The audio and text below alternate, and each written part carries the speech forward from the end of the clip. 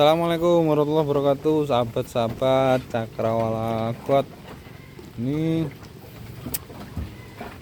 kali ini kita akan menunaikan janji di video kita sebelumnya. Kita akan membahas mengenai pakan nih, bagaimana kita membuat atau menyusun atau menyediakan atau menyajikan lah ya, gampangnya menyajikan pakan ke kambing-kambing kita supaya jumlah anak dalam populasi itu bisa 1,5. Kalau pelihara 20 ekor itu bisa 30 ekor cempe dapatnya, dan itu bisa survive sampai dijual. Itu ya. Kemudian bagaimana supaya mencapai ya pakan yang kita berikan itu bisa mencapai calving intervalnya minimal 8 bulan atau maksimal ya, atau bisa kurang dari itu gitu sahabat-sahabat ya. Oke, kita bahas sedikit ya, karena ini posisi hujan mungkin kita tidak bisa leluasa untuk kesana kemari sahabat-sahabat ya. Mungkin dari depan aja begini ya, sahabat-sahabat bisa lihat cara mereka makan. Nah oke, sebelum kita memulai usaha ternak, tentunya kita harus berpikir mengenai apa yang akan kita berikan. Karena 70% atau 80% ya, keberhasilan usaha peternakan itu bergantung dengan pakan yang kita berikan ya.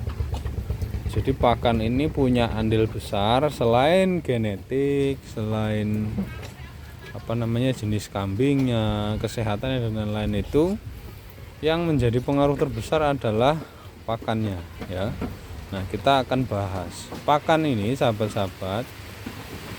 Itu definisinya begini: semua hal yang bisa dimakan oleh ternak atau oleh kambing kita, kemudian tidak menimbulkan gangguan kesehatan ya, kemudian bisa dicerna ya. Artinya begini, kalau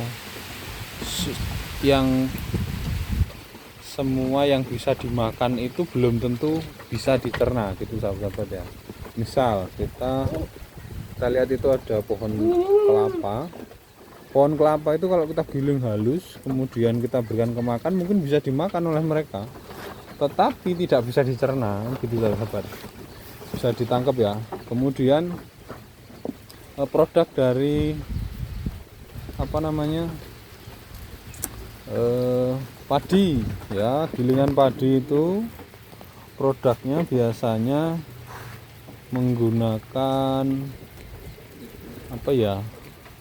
mekanisme yang ini gilingannya itu memisahkan antara kulit atau gabahnya itu dengan padinya atau dengan berasnya. Nah, itu pasti ada limbah, ada namanya bekatul atau dedak padi. Itu ada yang halus, ada yang kasar. Kalau yang kasar biasanya campur dengan itu sahabat-sahabat ya. Jadi itu tidak bisa dicerna, sekam ya, sekam padi itu tidak bisa dicerna. Bisa digiling halus, bisa dicampur untuk pakan ini, tapi tidak bisa dicerna oleh ternak, oleh kambing kita. Kemudian banyak hal. Jadi sahabat-sahabat, untuk menentukan jenis pakan yang akan kita berikan itu harus memenuhi unsur-unsur ini. Satu, bisa dicerna ya, kemudian tidak mengganggu kesehatan, kemudian tersedianya bisa secara kontinu, atau kita bisa memastikan stoknya, karena kita tidak mungkin untuk gonta-ganti pakan ya. Kalau kita mau pakai daun singkong ya sepanjang mereka hidup harus ada daun singkong. Kalau kita mau pakai tebon ya sepanjang hidup mereka harus ada tebon pakannya ya. Tidak bisa gonta-ganti kayak manusia, karena kalau ganti konsekuensinya bakteri rumen di dalam itu ya, bakteri dalam rumen itu bisa morat-marit sahabat-sahabat ya. Akhirnya dia stres sehingga tidak optimal dalam mencerna pakan yang kita berikan. Nah, itu sahabat-sahabat ya. Kemudian tadi prinsip pakan itu ya semua yang bisa dimakan, kemudian bisa dicerna, tidak mengganggu kesehatan, terus ketersediaannya kontinu ya, kemudian mudah didapat lah yang jelas ya. Maksudnya ketersediaan kontinu itu mudah didapat. Misal kita memutuskan untuk menggunakan pakcong ya, kita harus pastikan pakcong itu tersedia terus menerus ya sampai mereka bereproduksi di sini, sampai sak lawas kita pastikan ada gitu ya. Mau tanam mau beli ya teknisnya terserah gitu ya. Itu bahan pakan itu seperti itu ya. Nah kemudian kalau memberikan pakan kambing kita hanya dengan hijauan, kita tidak bisa pasang target ya, kita tidak bisa pasang target. Nah untuk mencapai target itu kita perlu bantuan konsentrat, karena sebagai sumber energi tambahan bagi mereka, sebagai sumber protein juga nanti ya, terkait makro mikronutrisi ya, kita harus pertimbangkan itu nanti. Nah yang jelas sahabat-sahabat paham apa itu pakan ya. Nah kemudian untuk teknis penyajian pakan itu kita bisa kombinasikan ya antara hijauan dengan konsentrat. Nah untuk mengetahui kebutuhan pakan mereka itu berdasarkan bobot tubuh nih sahabat-sahabat ya. Nah ini misalkan kambing ini bobotnya 35 kilo, maka kali 10% berarti 3,5 kilo per hari. Nah gitu, 3,5 kilo per hari itu dalam bentuk es feed atau segar. Nah 3,5 kilo itu kalau menggunakan hijauan. Kalau menggunakan konsentrat ya tinggal dikali persentase hijauannya berapa, kemudian konsentratnya berapa. Misalnya 70-30, berarti 70% hijauan itu berarti kali 3,5 kilo. Nah sisanya itu bisa kita gunakan konsentrat itu sahabat ya. Tapi konsentratnya setengah dari persentase. Misalkan 30% kali 3,5 berarti 1 kilo 1 on. Konsentratnya setengah dari itu, karena konsentrat kan bentuknya kering sahabat ya. Jadi nggak bisa tambah 1 kilo dia nggak habis nanti, atau kalau habis biasanya mencret. Nah gitu, jadi teknisnya gitu. Nanti cara ngitungnya gimana kita sudah buatin video, nanti di deskripsi tak tambahilah link terkait cara menghitung itu. Tapi secara prinsip sahabat-sahabat harus tahu pakan itu apa, kemudian pakan yang kita sajikan selama 24 jam itu didefinisikan sebagai ransum atau rasio atau diet. Nah gitu sahabat-sahabat nih. Jadi kalau kita membuat pakan untuk mencukupi kebutuhan mereka sehari semalam, itu namanya ransum atau diet atau rasio. Tuh definisinya begitu sahabat-sahabat ya. Nah mereka ini sedang memakan diet atau ransum yang kita berikan, terdiri dari hijauan, kemudian ada juga konsentratnya ini sahabat-sahabat ya. Tuh ini konsentrat nih, tuh ada juga. Nah ini 70-30, 70%-nya itu hijauan, 30%-nya konsentrat. Nah ini kita berikan setiap hari tanpa ada perubahan bahan baku maupun komposisi. Jadi sahabat-sahabat, kalau kita membuat ransum upayakan konsisten, jangan sampai ada perubahan komposisi ataupun bahan-bahan.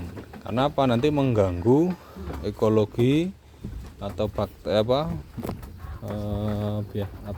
gampangnya ya, ekosistem rumen itu terganggu. Bakteri-bakteri yang ada dalam rumen itu nanti bisa banyak yang mati dan lain-lain kalau kita menggunakan pakan yang gonta-ganti gitu sahabat-sahabat ya. Harus konsisten. Nah, kira-kira itu sahabat-sahabat ya. Jadi kalau misalkan ini pelihara, ini total 20 ekor sahabat-sahabat. 20 ekor induk plus satu jantan ya.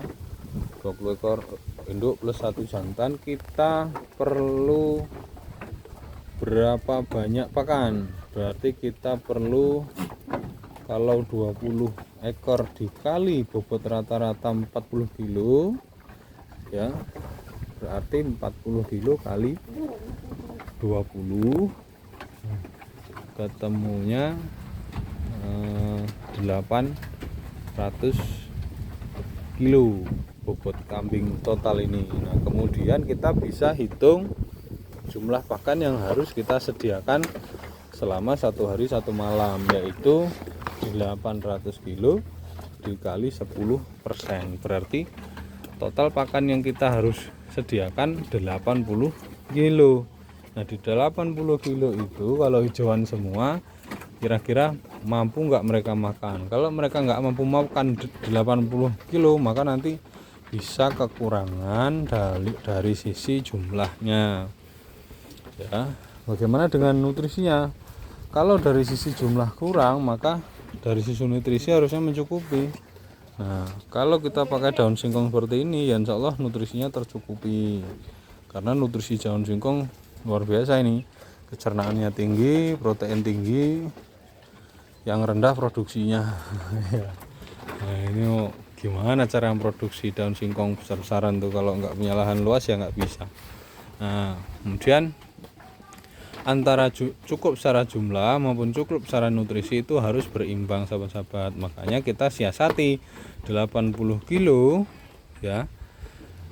Pakan yang harus kita berikan ini bisa kita siasati 70% ya. 80 kilo kali 70% berarti di sekitar 60 kilo ya. 60 kilo kita kasih hijauan. Kemudian sisanya yang 20 kilo ini, kan harusnya 80 kilo nih sahabat-sahabat kalau bentuknya hijauan. Nah, kita kasih cuma 60. Nah, kurang 20 kilo hijauan kan sebenarnya. Nah, kita 20 kilonya itu kita substitusi dengan konsentrat gitu ya. Apakah butuhnya 20 kilo? Tentu tidak, karena konsentrat itu bentuknya kering, kemudian hijauan bentuknya segar, maka 20 kilo dengan asumsi 80% air itu kita kurangi sampai di asumsi 14% gitu sahabat-sahabat ya. Nah, dalam arti begini, kalau kita kombinasi antara konsentrat dengan onggok sahabat-sahabat, maka kita bisa ketemu 20 kilo kebutuhanku. Kekurangan jumlah itu kita bisa cukupi dengan 10 kilo kombinasi antara konsentrat dan onggok, konsentrat beli dan onggok. Misalkan konsentrat belinya 50-50 antara onggoknya onggok press ya, berarti onggoknya 10 kilo, konsentratnya 10 kilo, kan harusnya gitu kalau 50-50. Nah, untuk mencukupinya kita bisa hitung menggunakan rumus yang sudah kita bahas di video saya sebelumnya gitu sahabat-sahabat ya. Jadi logikanya gitu ya. Sama halnya gini analoginya, kalau kita makan nasi saja itu saya rasa tidak cukup ya.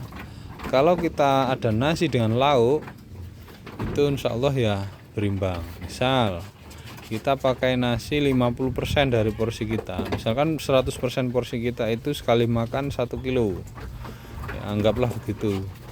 Nah, setengah kilonya itu nasi, kemudian setengah kilonya kita bagi 2 lagi antara sumber serat dengan sumber protein. Bisa yang 25% tempe, yang 25% bayam, bisa juga yang 25% daging, yang 25% sumber serat lain. Nah, analoginya seperti itu sahabat-sahabat. Nah,